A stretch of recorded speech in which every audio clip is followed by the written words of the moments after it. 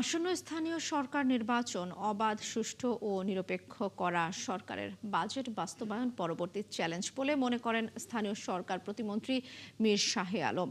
বৃহস্পতিবার সচিবালয়ে গণমাধ্যম কেন্দ্রে বাংলাদেশ সেক্রেটারিয়েট রিপোর্টার্স ফোরাম আয়োজিত বিএসআরএফ সংলাপে তিনি কথা বলেন। এ সময় তিনি অভিযোগ করেন, হলফনামার আংশিক তথ্য গণমাধ্যমে খবর প্রকাশ করেছে। ইতিবাচকভাবে যে কোনো ভুল ত্রুটি ধরিয়ে দিতে গণমাধ্যমকে আহ্বান জানান স্থানীয় সরকার প্রতিমন্ত্রী।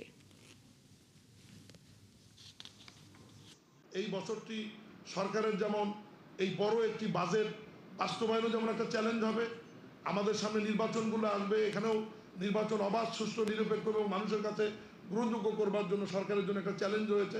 সব চ্যালেঞ্জ যাতে মহান আল্লাহর ইচ্ছায়, মহান আল্লাহর দয়ায়, আপনাদের সহযোগিতায় যাতে এগিয়ে নিতে পারি।